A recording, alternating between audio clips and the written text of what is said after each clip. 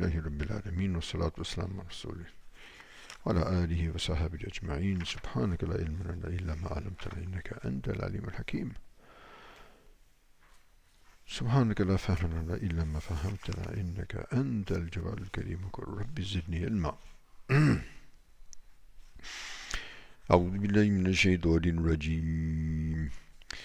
والوالدات يرضعن أولادهن حولين كاملين لمن أراد أن يتم الرضاعة وعلى المولود له رزقهن وكسوتهن بالمعروف لا تكلف نفس إلا وسعها لا تضار والدة بولدها ولا مولود له بولده وعلى الوارث مثل ذلك. Sadaqallahu Mawlana al-Azim. So continuing with the ahkam of talaq. So now, after explaining the various types of talaq and also some of the major injunctions of talaq, and to approach the entire situation with total equity and fairness and justice. So continuing with that theme, والوالدات يرضعن أولادهن حولين كاملين لمن أراد أن يتم الرضاعة. So now, obviously, the outcome of the marriage is children, and the outcome, and as the child is born, so the child requires the suckling of his mother, and so therefore, Allah subhanahu wa ta'ala mentions that the mothers will continue to nurse and suckle their children for 2 complete years. حَوْلَيْنِ كَامِلَيْنَ لِمَنْ أَرَادَ أَنْ يُتِمَّ الرَّضَاعَ, for those who wish to complete the prescribed period of wet nursing or suckling. So here the wording is actually, as we say in the Arabic language, إخبار ولكن المراد به الأمر. So it's saying that the mothers will suckle their children.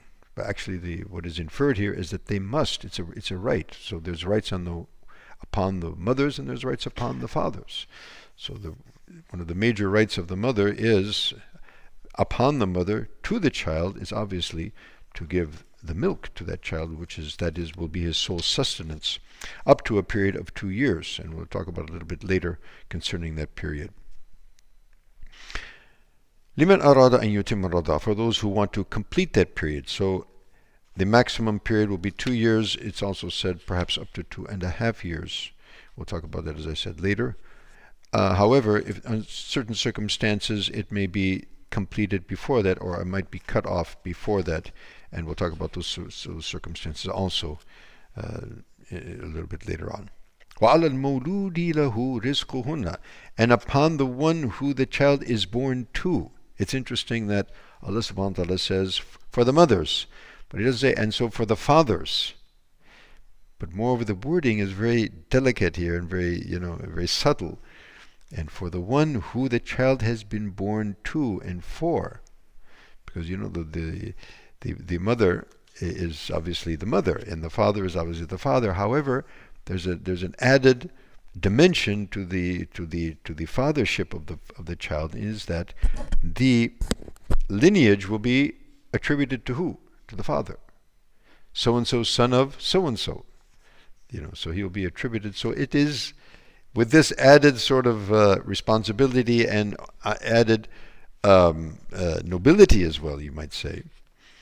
So it's also a call to the fathers to even stand up even farther and taller and more, diligently towards their responsibilities. And what is that responsibility? That upon the fathers, the رِزْقُهُنَّ وَكِسْوَتُهُنَّ بِالْمَعْرُوفِ, to look after the responsibility of those mothers, since they are busy in raising those children, bearing those children, raising those children, suckling those children. So the responsibility of the fathers is to ensure that their necessities are taken care of, and they shouldn't be burdened with that, and they shouldn't have a worry about that. So here actually rizquhunna, the rizq, their sustenance and their clothing. But however, that is, we could say, sort of a kinaya, or sort of a labeling, or a labeling which actually infers all of the necessities that the mothers would be having. Bil ma'ruf. Again, we talked about that earlier. Bil ma'ruf, according to the urf. Urf meaning according to the custom, the times, the people, the individuals, taking under consideration the woman, what is her social status, and the father, etc. What are the times? What are the places? The city, or they live in a village, or what particular place? So according to the custom of the people and the circumstances and the times in which they live in. لا تكلف نفس إلا وسعها. And then a standard principle, which is mentioned many times in the Quran, that no human being will be given a burden more than what they can bear. And similarly, mothers and fathers also. لا تضار والدة بوالدها. And therefore, no mother should be forced to carry an affliction or a burden, and she should not have to bear affliction unnecessarily. And at the same time, also, the father should not have to bear a burden or an affliction, other than what is absolutely necessary and what is prescribed by Sharia. وَعَلَى الْوَارِثِ مِثْلُ ذَلِكَ. And upon the heirs and those who inherit, there will be also a similar set of circumstances. Now, as for the details of these, since there are quite a few, so inshallah in the next day or two, inshallah, we'll be explaining those. بإذنه تعالى وبه التوفيق وآخر دعوانا الحمد لله رب العالمين.